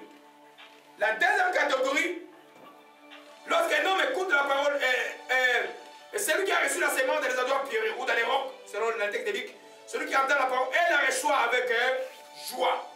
Hein? La plupart des chrétiens sont là. Amen à l'église. Ah, le message était bon. Tout le monde est joyeux. Amen. Beaucoup de chrétiens sont là. Mais il n'a pas de racines en lui-même. Il manque de persistance. Dès qu'il survient une tribulation, une persécution à cause de la parole, il trouve là une occasion de chute où il fait naufrage. Ça, les gens sont joyeux à l'église, mais ils n'ont pas de racines. La racine vient de ta chrétienté, comment tu as été enseigné au départ. Quelqu'un m'a posé la question, comment moi, qui suis nouveau dans la chrétienté, je peux comprendre ça, et ceux qui sont dans la chrétienté depuis longtemps ne peuvent pas comprendre ça. Parce que tu as eu la grâce d'avoir une bonne doctrine au départ. Quand tu as une bonne doctrine au départ, tu as la racine. Des fois, l'ennemi va te pousser. Tu es comme maintenant, vous voyez les vents quand ça vient. On va prier pour les Philippines à la fin de la prière. Vous voyez un peu? Les vents te poussent comme les cyclones là, mais toi, la racine, là, elle vient fort. Parce que tu sais c'est quoi le salut. Tu sais c'est quoi le baptême. Tu sais c'est quoi la doctrine de position de main. Tu sais c'est quoi toute la doctrine chrétienne. Tu sais que c'est ça la vérité. L'ennemi ne peut pas te voler. On ne peut pas te dire aujourd'hui, on va te baptiser pour que tu sois sauvé. Non, tu sais que ce n'est pas ça. Amen. C'est pourquoi la doctrine de départ de la chrétienté est extrêmement importante. J'ai beaucoup de problèmes avec les gens qui viennent des sectes parce qu'il faut les désinformer et puis les former de nouveau. C'est un travail difficile. Il faut qu'il y ait de la volonté. Alléluia. Donc, ceux-là, ils ont reçu avec joie. Amen. Alléluia. Bon. Et dès qu'il y a une tribulation, est-ce que c'est vraiment Dieu ça? On ne les a pas enseignés que dans la vie chrétienne, on a aussi un héritage de tribulation. On ne les a pas enseignés que quand quelque part, l'ennemi va savoir que tu es là comme enfant de Dieu, que ce soit au boulot, ils vont essayer de te persécuter. Mais si tu sais la vraie doctrine, non, il me persécute, moi je ne vais pas tomber dans l'amertume, je vais les bénir. Un jour, il ne peut pas me faire parce que tout cela tournera à mon avantage. Un jour, ils auront besoin de moi parce que moi, la lumière de Dieu est ici là. Si tu as été bien enseigné, tu vas bénir cette autorité-là, tu ne vas pas l'injurier. Parce que l'ennemi, des fois, s'il vient te faire tomber dans le péché, il te pousse, il te pousse, il te provoque. Quand il réagit, oh, tu as vu, il dit, tu as vu comment il a réagi. Il n'a pas perdu son rôle de faire ça. Alléluia. Nous devons comprendre ça. La racine est extrêmement importante. C'est pourquoi les grands combats de l'évangile aujourd'hui, que les enfants de Dieu qui viennent dans la chrétienté doivent avoir une bonne doctrine du départ. Les vents peuvent venir, mais ça ne vous va pas vous bouger. Les difficultés peuvent venir, vous pouvez manquer à manger pendant des jours, tu sais, non, non, non. Il est écrit, le feu ne me brûlera pas, les hommes ne me suivront pas. Amen. Alléluia. Amen. Alléluia. Quand tu vas lire que si on te persécute à cause de Jésus, c'est une gloire. Ah, tu vas commencer à rendre grâce à Dieu. Tu es en Érythrée, tu es en Égypte, on te persécute à cause de Jésus. Tu fais quoi? Tu rends grâce à Dieu. Ta racine est profonde. Tu sais que tu as la vie éternelle, qu'on ne joue pas avec la vie éternelle. Alléluia.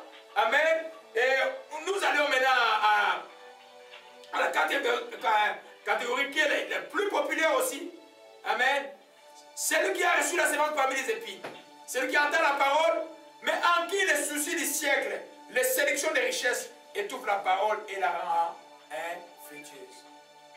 Souvenez-vous que quand on parle de la parole, son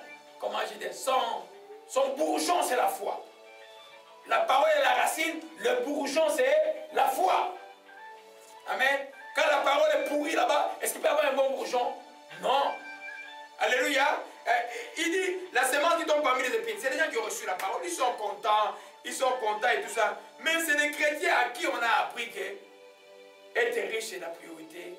Et avoir, vous voyez, on parle de prospérité ici. Ils ignorent que la prospérité est d'abord spirituelle, psychique, physique et puis sociale. Et que ce qui est, Dieu n'a pas dit que tout le monde sera riche selon le monde. Mais on est riche selon Dieu, on va voir ça dimanche prochain. Alléluia.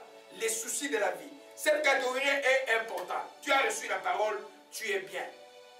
Et alors, dans Luc, je vais compléter ça rapidement avec Luc 8, verset 15. Luc 8, verset 15. Luc 8, verset 15. Luc 8, verset 15. Oh, l'essentiel est dans la joie aujourd'hui. L'envoûtement est brisé aujourd'hui. L'envoûtement est brisé, le sang est dans la joie aujourd'hui. Amen. Nous parle de même, c'est un synoptique, ça nous parle du même sujet. On va revenir sur ça. Amen. Au verset 14. Ce qui est tombé dans les épines sont ceux qui, ayant entendu la parole, s'en vont, la laissent étouffée par le souci, les richesses et le plaisir de la vie. Les soucis.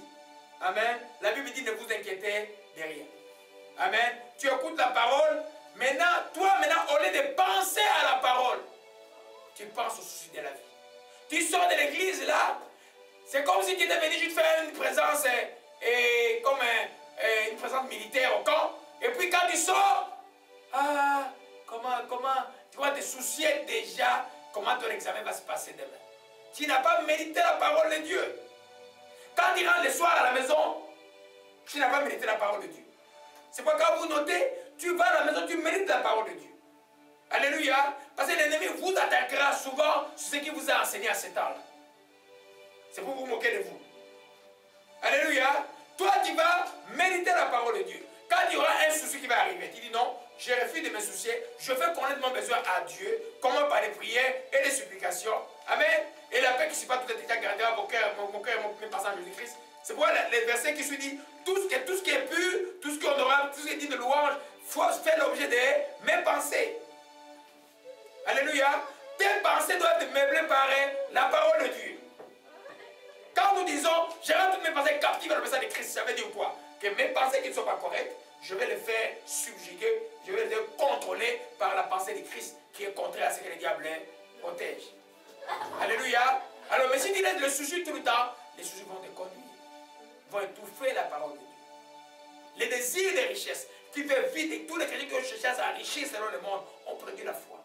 J'en ai même des exemples ici. Là. On perdu la foi. Les gens qui avaient l'onction, tout ça, mais les désirs d'argent ont perdu la foi. Alléluia. Dieu est là, il sait ce que tu as besoin. Il va te bénir, tu seras béni. Spirituellement, psychiquement, physiquement, même socialement. Mais toi ne cours pas avec les richesses de ce monde comme le monde court dans le monde. Voyez un peu? Les gens qui ont 5, 3, 4 boulots de qui ne dorment pas pour chercher les richesses, pour gagner de l'argent. Finalement, tu es tout malade, tu ne peux même pas utiliser cet argent. Mais la parole de Dieu devant. Médite la parole de Dieu. Ne laisse pas les soucis, ne laisse pas les richesses de ce monde. Des fois, le plaisir de ce monde. Il y a un temps pour tout. Il y a un temps pour tout. Amen. Il y a un temps pour prier. Il y a un temps pour être dans le plaisir. Même dans le plaisir autorisé dans un mariage. Il y a un temps. Les chrétiens doivent marcher pas selon la règle de la modération. Même le plaisir de manger, il y a un temps. Si tu manges toi avec tu es dans le péché. Alléluia. Chaque Dieu, les plaisirs qui sont sains, ils sont autorisés, mais il y a toujours ça doit être dans la limite. Tu dois être modéré. Il y a un temps pour tout. Tu dois avoir un temps de dévotion pour ton Dieu. Un temps de méditation de la parole de Dieu. Quand il y a trop de plaisir, boire, manger, tout ça, les fêtes samedi et puis dimanche, tu viens à l'église, la parole ne va pas grandir en toi. Elle ne va pas porter les fruits. Le bourgeois de la foi ne sera pas là. Alléluia. Amen. Nous comprenons, mes bien-aimés. Donc, quand quelqu'un ne comprend pas la parole, quand quelqu'un laisse les difficultés l'inonder, quand quelqu'un laisse le souci de la vie, l'amour de ce monde, l'amour des richesses, tout cela vient comme pour étouffer la foi. Quand ils étouffent la foi, ils viennent pour détruire ce que la parole peut produire dans la vie de quelqu'un. Alléluia. Et c'est lui qui a reçu la sémence de la bonne terre qui le comprend. Celui-là, il porte du fruit, un grand donne 100, un autre 60, un autre 30. Quand tu comprends la parole de Dieu. Amen. Amen. Soit je ne comprenais pas beaucoup les années pourquoi le pasteur Crève Dollar, chaque fois soit ministère, c'est ça, il insistait sur understanding. Je ne comprends pas. Il insistait sur ça tout le temps. Quand j'ai dit ça m'est venu à l'esprit. Comprendre la parole de Dieu. Quand tu l'as compris, l'ennemi ne peut pas te voler. Si je prêche aujourd'hui avec force là, parce que je comprends la parole de Dieu. Alléluia. Amen. Tu dois comprendre la parole de Dieu. Si tu ne la comprends pas, elle ne va pas produire des fruits. Alléluia. Et tu vas faire un naufrage par rapport à la foi. Donc, pour retenir ta foi, pour la garder, nous avons vu méditer la parole de Dieu, mais beaucoup plus la comprendre et ne pas laisser les difficultés la noyer, ne pas laisser les soucis de ce siècle, les désirs de ce monde le noyer. Amen. Vous voyez, il y a beaucoup de chrétiens, il y a des plaisirs qui détruisent les chrétiens aujourd'hui d'une manière incroyable. Parce que l'ennemi est à l'afflux. Il ne veut pas que nous comprenions la parole de Dieu. Il ne veut pas. Il fait tout pour que nous soyons embrouillés. Pour que la foi ne soit embrouillée, pour que la foi ne soit pas là. Alléluia. Gloire à Jésus-Christ. Amen. Enfin, le quatrième principe que nous voyons par rapport à la foi. Pour retenir la foi, tu dois pouvoir l'utiliser. La foi, elle est toujours agissante. Quand on parle de la foi, elle est agissante. Quand il y a la foi, il y a des œuvres qui doivent suivre. Amen. Pierre et Jean allaient au temple et les jours du sabbat, ils arrivent. Il y avait un paralytique qui lui demandait l'argent. Il le regardait dans les yeux et il dit, l'argent, on n'a pas. Mais ce que j'ai, je te le donne. Au nom de Jésus-Christ de Nazareth, lève-toi et marche. Qu'est-ce que la Bible dit?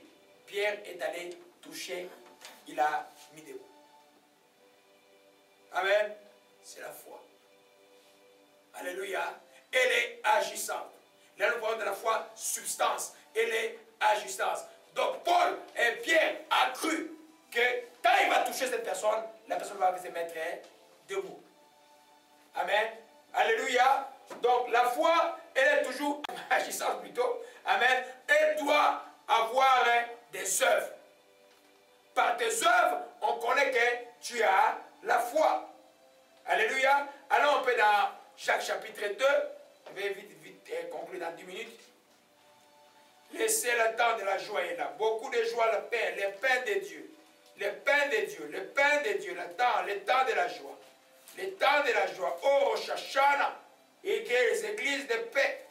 Église de paix aujourd'hui. Offrande aux morts est brisée. L'esprit de mort est brisé.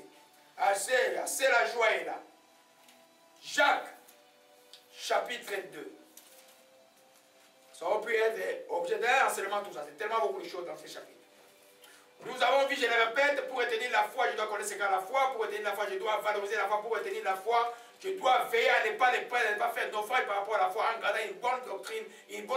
parole de Dieu, en comprenant la parole de Dieu. Et nous voyons maintenant, pour retenir la foi, je dois l'utiliser, elle doit être agissante. Parce que quand tu as fait, tu agis par la foi. La réponse est là. Ça t'encourage encore à continuer à agir dans la foi. Alléluia. Amen.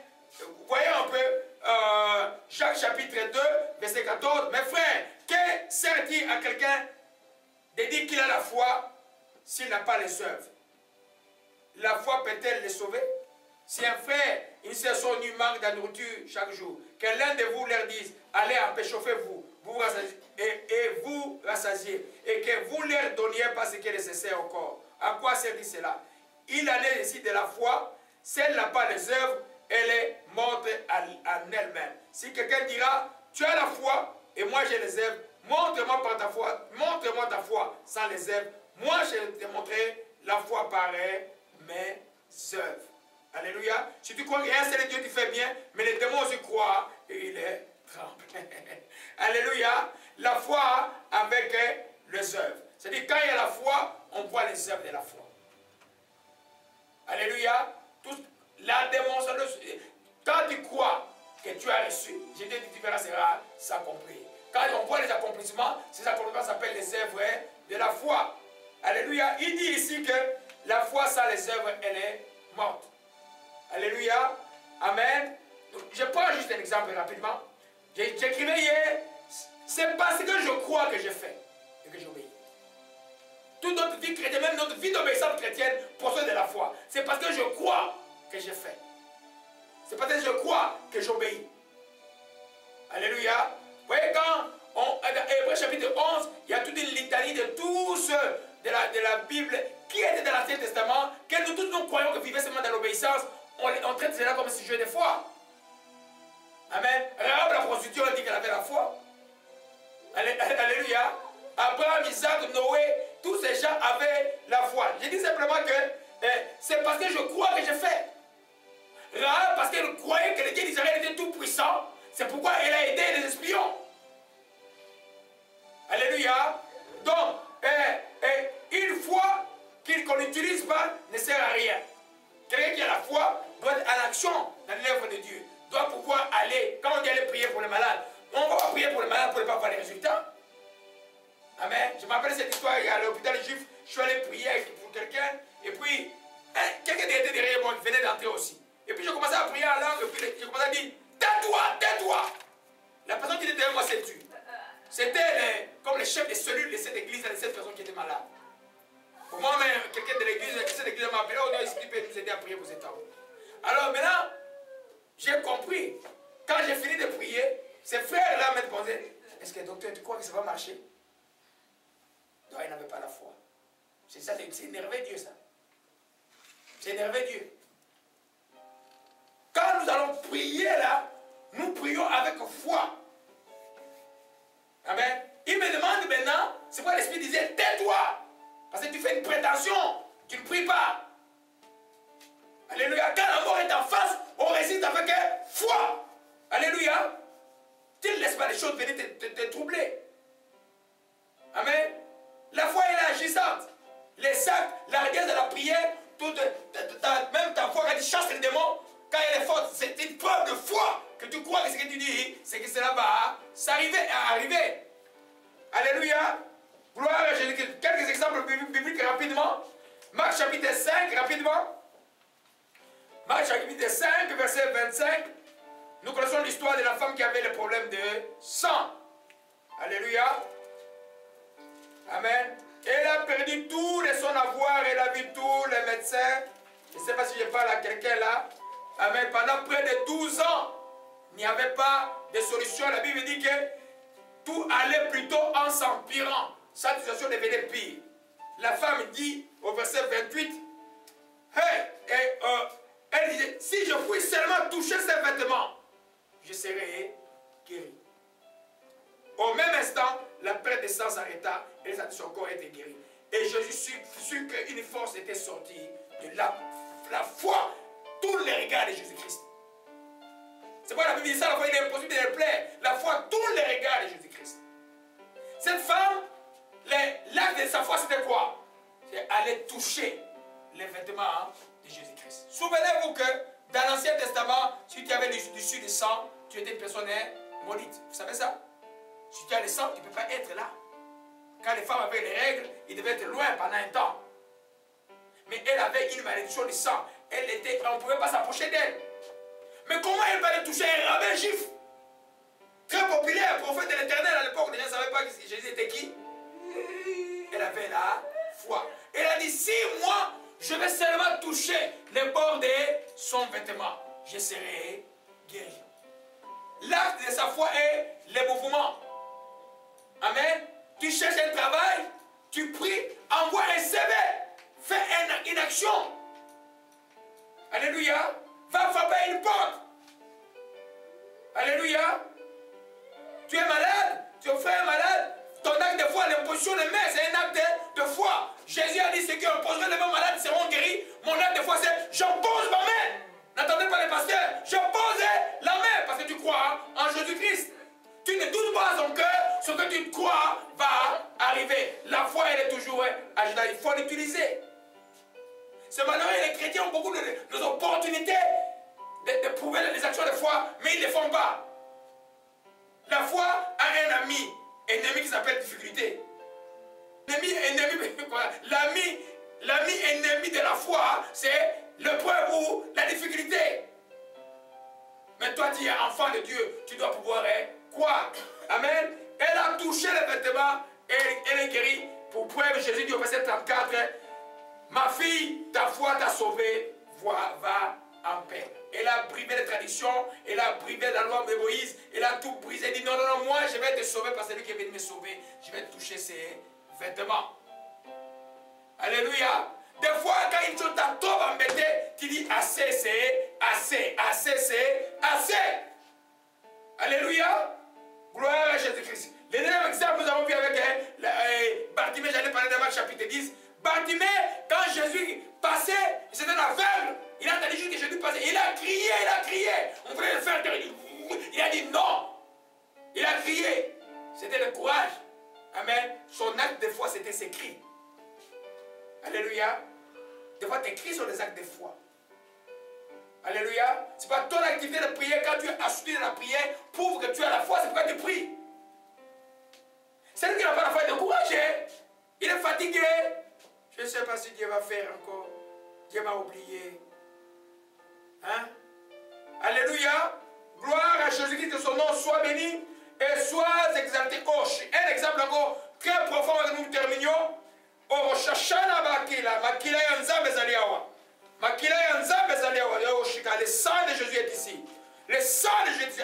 Tout ça, j'étais contre ces lieux. Je l'ai brisé au nom de Jésus-Christ. Au Shikal. Vraiment, Shikamalakadashia. Vraiment, la puissance de la sorcellerie est brisée. L'envoûtement est brisé aujourd'hui. Alléluia, gloire à Jésus-Christ. Yesengo Ezaliawa. Oloshika Malakaya. Luc chapitre 15. Verset 19. Omashika Malakaya. Alléluia. Le contexte de Jésus enseignait les pharisiens, les docteurs de la loi, qui étaient aussi des ennemis amis. Ils les haïssaient Jésus, mais c'était toujours derrière lui. On ne sait pas pourquoi. Dans la vie, tu vas trouver des gens qui t'haïssent, qui sont toujours avec toi. Jésus, les pharisiens, les scribes, les haïtiens, mais ils étaient toujours avec lui. Amen. C'est un constat que j'ai appris de Tidi Jacques ce dimanche passé. Il a enseigné sur ça là.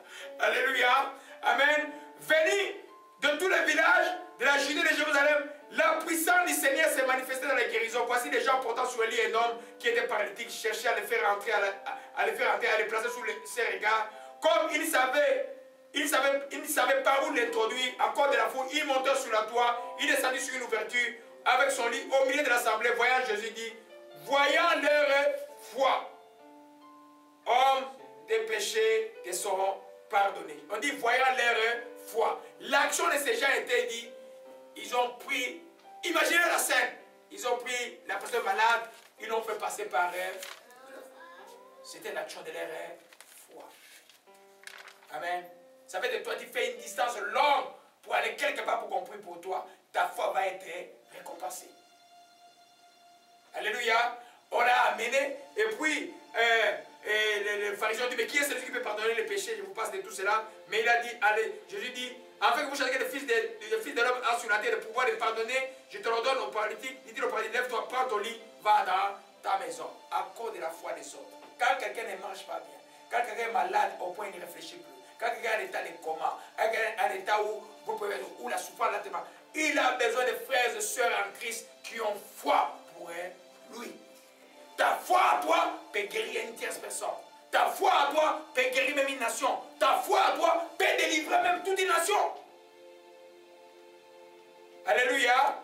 Amen. Leurs œuvres étaient qu'ils ont porté la personne jusqu'à là. Donc la foi, elle doit avoir les œuvres.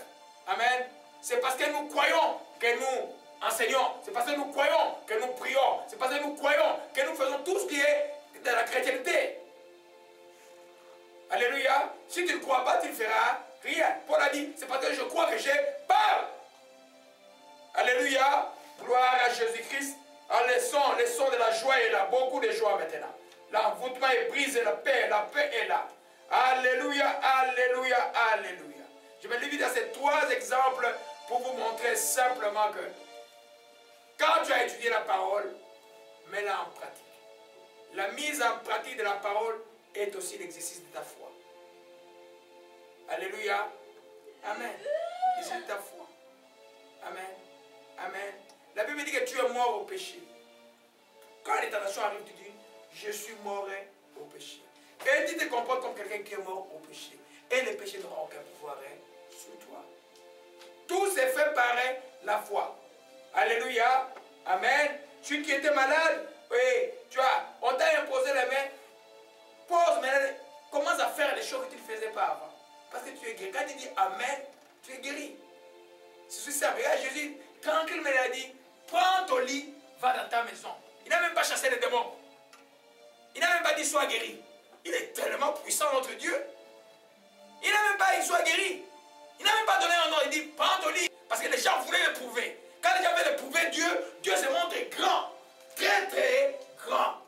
Alléluia. Amen. Il dit simplement prends ton lit, va chez toi à la maison. Alléluia. C'est par là que nous allons terminer aujourd'hui avec Thyatire. Amen. Je vais, les récompenses de Thyatire, je vais les réserver à notre enseignement. Quand je vais donner notre enseignement sur l'autorité des nations et l'étoile du matin, je vais parler ça ultérieurement. On va terminer avec Thyatire aujourd'hui. De retenir simplement que ce que Dieu t'a donné, il faut savoir les retenir. Vous avez 3 semaines, 3 dimanches pour savoir comment retenir. L'ennemi est rusé. Enfant de Dieu, retenez ce que Dieu t'a donné. Éternel, je bénis ton Saint-Nom et je te rends grâce. Que ton nom soit sanctifié, soit béni aujourd'hui, Père véritable. Pour tout ce que tu as fait, que tu feras encore, ô Dieu. Laisse, ô Père, les choses que tu nous as enseignées par rapport à la foi, ô Dieu. Laisse, ô Père, la révélation de la véritable foi dans les cœurs de tes enfants. Laisse, ô Dieu Tout-Puissant, ô Père, que tes enfants, aujourd'hui et demain, ô Père, puissent veiller à ne pas faire naufrage par rapport à la foi. Que toute puissance des récits qui fait entrer ici, je le garde puissant hors d'ici, au nom de Jésus. C'est te rendre grâce. Que tes enfants, ô Père de gloire, vont grandir en toi, ô Père, en usant dans la foi, utilisant ce qui est